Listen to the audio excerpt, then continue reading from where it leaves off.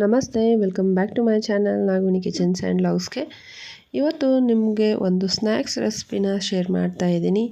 ಈಗ ಮಳೆಗಾಲ ಆಗಿರೋದ್ರಿಂದ ತುಂಬಾ ಈಸಿಯಾಗಿ ಹಾಗೆ ಒಳ್ಳೆಯ ರುಚಿಕರವಾದ ಒಂದು ಸ್ನ್ಯಾಕ್ಸ್ ರೆಸಿಪಿನ ನಿಮ್ಮ ಜೊತೆ ಶೇರ್ ಮಾಡ್ತಾ ಇದ್ದೀನಿ.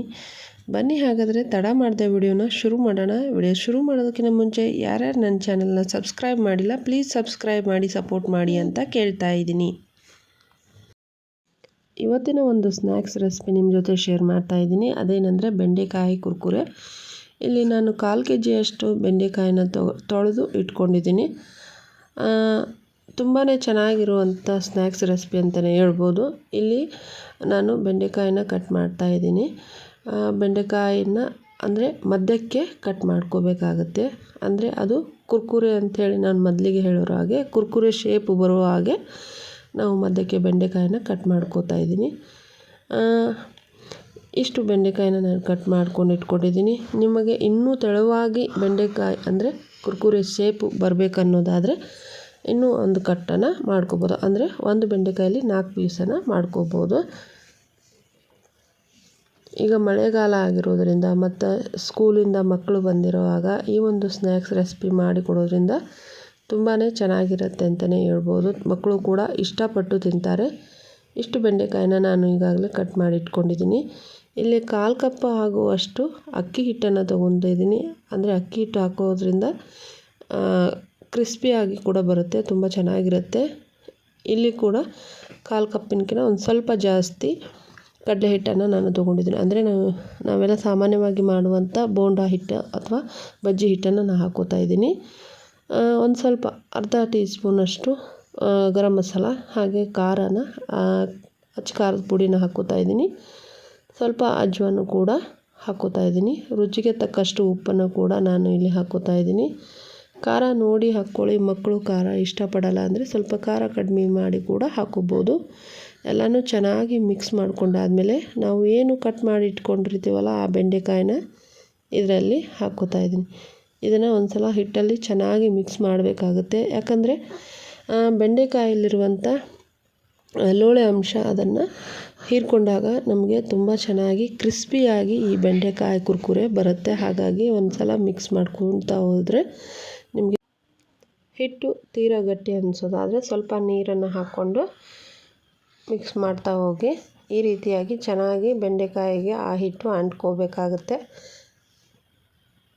ನೋಡ್ತಾ ಇದ್ದೀರಲ್ಲ, ಈ ರೀತಿಯಾಗಿ ಚೆನ್ನಾಗಿ ಅಂಟ್ಕೊಂಡಾದಮೇಲೆ ಇಷ್ಟು ಕನ್ಸಿಸ್ಟೆನ್ಸಿ ಇದ್ದರೆ ಸಾಕು, ತುಂಬ ಚೆನ್ನಾಗಿ ಬರುತ್ತೆ. ಹಾಗೆ ಈ ಕಡೆ ಕರಿಯೋದಕ್ಕೆ ಎಣ್ಣೆನ ಹಾಕೋತಾ ಇದ್ದೀನಿ.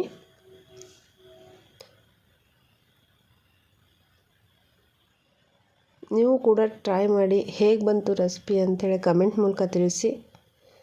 ಈಗ ಎಣ್ಣೆನೂ ಕೂಡ ಕಾದಿದೆ. ನಾವು ರೆಡಿ ಮಾಡಿಟ್ಕೊಂಡಿರುವಂಥ ಬೆಂಡೆಕಾಯಿ ಕುರ್ಕುರೆನ ಎಣ್ಣೆಯಲ್ಲಿ ಡೀಪ್ ಫ್ರೈ ಮಾಡಿದರೆ ಆಯಿತು. ಈ ರೀತಿಯಾಗಿ ಒಂದೊಂದನ್ನೇ ಬೆಂಡೆಕಾಯಿನ ಹಾಕ್ತಾ ಹೋಗಬೇಕು. ಈಗ ಮಳೆಗಾಲ ಆಗಿರೋದ್ರಿಂದ ಒಂದೇ ರೀತಿ ಬಜ್ಜಿ, ಮೆಣಸಿನ್ಕಾಯಿ ಬಜ್ಜಿ ಅಥವಾ ಆಲೂ ಬೋಂಡ ಈ ರೀತಿ ಮಾಡೋದ್ರ ಜೊತೆಗೆ ಸ್ವಲ್ಪ ಡಿಫ್ರೆಂಟಾಗಿ ಬೆಂಡೆಕಾಯಿ ಇದ್ದಾಗ ಈ ಒಂದು ಬೆಂಡೆಕಾಯಿ ರೆಸಿಪಿನ ಮಾಡಿ ನೋಡಿ, ತುಂಬ ಚೆನ್ನಾಗಿ ಬರುತ್ತೆ. ಹಾಗೆ ಅಷ್ಟೇ ಟೇಸ್ಟು ಕೂಡ ಇರುತ್ತೆ. ಟೀ ಟೈಮ್ ಅಲ್ಲಿ ತುಂಬಾ ಒಳ್ಳೆ ಕಾಂಬಿನೇಷನ್ ಅಂತಲೇ ಹೇಳ್ಬೋದು. ಈಗ ನೋಡ್ತಾ ಇದ್ದೀರಲ್ಲ, ಗೋಲ್ಡನ್ ಬ್ರೌನ್ ಬರೋ ಮಟ್ಟ ಅಂದರೆ ಫ್ರೈ ಮಾಡ್ಕೋಬೇಕಾಗತ್ತೆ. ಅಲ್ಲಿ ಇಲ್ಲಿ ಹಿಡ್ಕೊಂಡ್ರೆ ಹಿಟ್ಟು ಅಂಟ್ಕೋತಾ ಇದ್ದರೆ ಸ್ವಲ್ಪ ಈ ರೀತಿಯಾಗಿ ಫ್ರೈನ ಮಾಡ್ಕೋಬೇಕಾಗತ್ತೆ.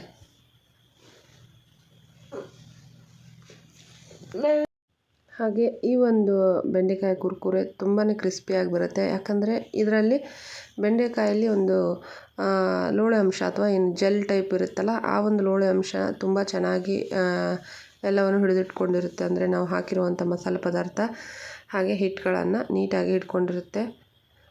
ಅದೇ ರೀತಿಯಾಗಿ ಈಗ ಗೋಲ್ಡನ್ ಬ್ರೌನ್ ಆದಮೇಲೆ ಈ ಥರ ಕಲರ್ ಬಂದಿದೆ. ಅಷ್ಟೇ ಚೆನ್ನಾಗಿ ರುಚಿ ಕೂಡ ಅಷ್ಟೇ ಇರುತ್ತೆ.